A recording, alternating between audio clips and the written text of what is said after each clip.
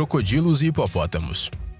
Praticamente todo mundo tem medo de crocodilos. A maioria acha que eles são os sanguinários donos das lagoas e dos rios. No entanto, poucas pessoas sabem que seus vizinhos de habitat, os hipopótamos, estão longe de serem tão inofensíveis quanto parecem à primeira vista. Por causa dos desenhos infantis, temos nas nossas cabeças a imagem do hipopótamo como um animal gentil, lento e bonitinho. Mas na vida real ele corre bastante, alcançando velocidades de até 30 km por hora. Isso sem falar que ele não come só mato, não.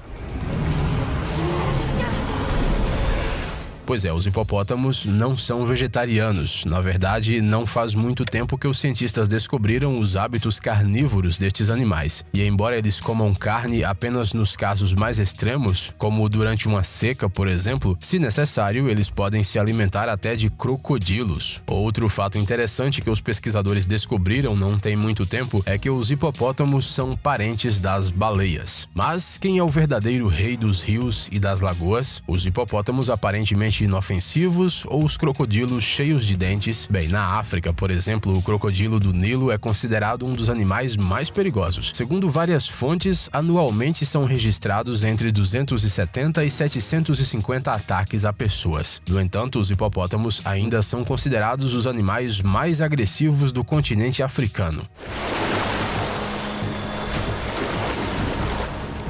Isso por causa do seu hábito de virarem os barcos que passam perto deles e matarem seus passageiros, coisas que os crocodilos quase nunca fazem. No entanto, em várias regiões africanas, os crocodilos e os hipopótamos vivem lado a lado diariamente. O que acontece quando esses dois se encontram cara a cara? Na verdade, nada de especial. Em geral, os crocodilos tentam nem se aproximar dos filhotes dos hipopótamos, especialmente na presença de sua mãe. E se eles estiverem por perto, os crocodilos se comportam da maneira mais cautelosa possível. Mesmo assim, incidentes isolados, como por exemplo uma disputa por comida, podem terminar muito mal para os crocodilos.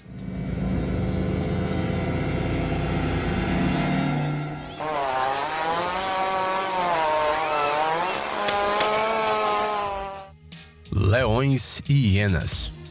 Não é preciso entender de biologia para saber sobre a inimizade de leões e hienas. Essa guerra de séculos foi mostrada no famoso desenho da Disney, O Rei Leão. That was it?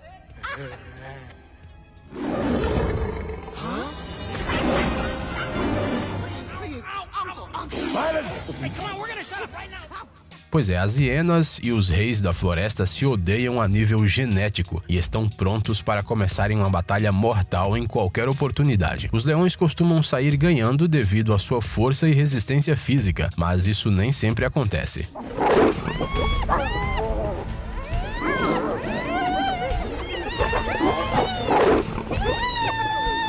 Mas qual a razão desse confronto irreconciliável? O que acontece é que na cadeia alimentar os leões e as hienas estão no mesmo nicho. Em outras palavras, esses animais são concorrentes diretos e caçam as mesmas presas. As hienas superam os leões em número, o que lhes dá uma vantagem inegável. No entanto, em uma disputa direta, é provável que os troféus de caça fiquem para o rei da selva mesmo. A exceção são as situações nas quais um único leão precisa enfrentar um bando inteiro de hienas. Isso acontece nos casos em que um leão velho é expulso do seu grupo. Então, o animal se torna um eremita, vive sozinho enquanto vai envelhecendo. É aí que ele se torna um alvo vulnerável para um grande bando de hienas sedentas de sangue. Além de seus números, elas possuem outra arma mortal, suas mandíbulas. Acredita-se que a mordida da hiena tenha um poder monstruoso. Às vezes, o confronto entre essas duas espécies se transforma em uma verdadeira guerra. Isso aconteceu, por exemplo, em 1999, quando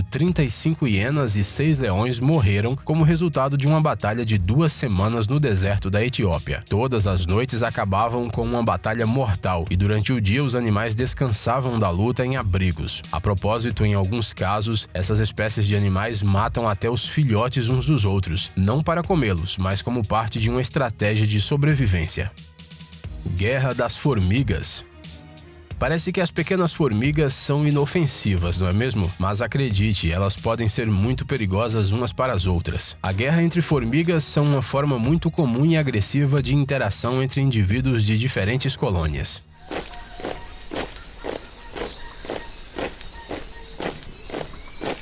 Ela está associada principalmente à competição por fontes de alimentos. As formigas apareceram em nosso planeta há cerca de 160 milhões de anos e rapidamente se estabeleceram em vários diferentes ecossistemas, tornando-se representantes de uma das maiores populações da Terra. Hoje em dia existem no planeta cerca de 16 mil espécies de formigas. O número total desses insetos chega a um número impensável de 10 trilhões. Ou seja, isso significa que existem mais de 1 milhão de formigas por pessoa. Não é de surpreender que, com essa população, as formigas não possam evitar conflitos não só com outros bichos, mas também entre elas mesmas. Isso é explicado pelo fato das formigas serem insetos sociais. Cada colônia tem uma estrutura de hierarquia e traços característicos. Assim, qualquer membro que não for deste grupo tende a ser visto como um inimigo. É assim que a maioria dos conflitos começa. Se uma colônia de formigas perceber que formigas de outras espécies, ou até mesmo da mesma espécie, mas de outras colônias, querem invadir seu território ou comer da sua comida, essa ameaça será seguida por uma resposta rápida, que às vezes pode resultar em uma verdadeira batalha. Para isso, as colônias têm grupos separados de formigas soldados, que pertencem à classe das operárias e se especializaram na defesa. Os ataques vêm quase sempre das chamadas formigas nômades. A propósito, essas formigas guerreiras não têm medo nem de outros insetos, como por exemplo as abelhas. O melhor que elas fazem é ficar longe dos territórios desses conquistadores agressivos. Mas como esses insetos conseguem vencer as batalhas? Para isso, as formigas têm até dispositivos especiais, por exemplo, glândulas que secretam substâncias químicas tóxicas quando atacadas.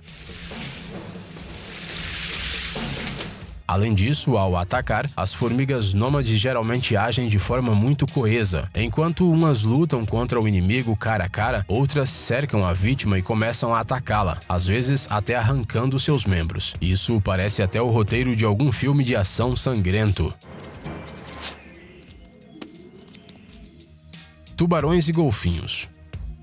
À primeira vista, é óbvio de quem devemos ter medo, dos golfinhos fofos e amigáveis ou dos tubarões com sede de sangue, mas a verdade é que os próprios tubarões têm medo dos golfinhos. Não acredita? Vamos explicar o porquê. Os golfinhos têm uma pele muito mais macia e um esqueleto móvel. Graças a isso, eles têm muito mais manobrabilidade e velocidade que seus rivais, cujo esqueleto está cheio de cartilagem. Outra coisa, dá só uma olhada nas suas caudas. Enquanto a barbatana vertical do tubarão limita significativamente seu movimento para cima e para baixo, a barbatana traseira horizontal do golfinho o ajuda a se mover rapidamente. As orcas, os animais mais perigosos da família dos golfinhos, até usam a sua cauda para acertar os tubarões nas costas, imobilizá-los e, bem, nem precisamos dizer o que acontece depois. Continuando. Você não vai acreditar, mas o focinho do golfinho tem ossos tão fortes e grossos que durante o ataque se transformam em uma verdadeira armadilha natural. Para atacar, os golfinhos se aproximam dos tubarões por baixo e batem na parte mole de sua barriga, o que pode levar a ferimentos internos sérios. A propósito, outra vantagem dos golfinhos é que eles quase sempre estão em bandos, enquanto os tubarões nadam sozinhos. E é claro, a principal vantagem dos golfinhos sobre os tubarões é sua inteligência. Usando suas incríveis habilidades de ecolocalização, essas criaturas rastreiam facilmente os movimentos de seus inimigos.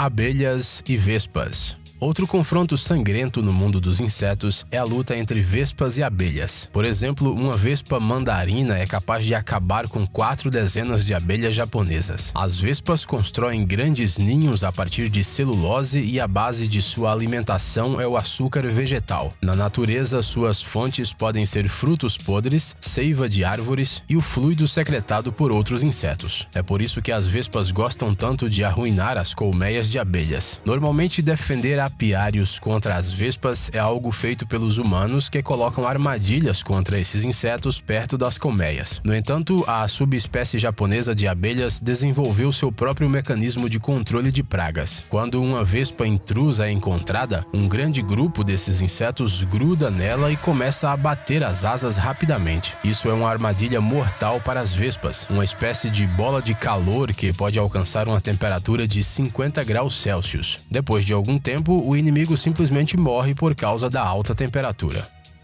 Suricate e pássaro drongos. E voltando a falar do Rei Leão, você provavelmente se lembra de como o Simba aprendeu a viver de acordo com as regras do Hakuna Matata e comer minhocas. Bem, na natureza, os suricates, essa é a raça do timão, comem apenas insetos, lagartos, cobras, aranhas, escorpiões e coisas do tipo. Só existe um problema: em seu habitat existem pássaros que se alimentam das mesmas coisas, e eles estão dispostos a usar até mesmo as trapaças mais sujas em nome de uma boa refeição. Estamos falando do pássaro drongo, que é capaz de dar alarmes falsos. Os drongos astutos se aproveitam que os suricates têm medo de alguns predadores e assustam esses animais quando eles estão prestes a comer, roubando assim suas presas que ficam para trás quando eles fogem às pressas.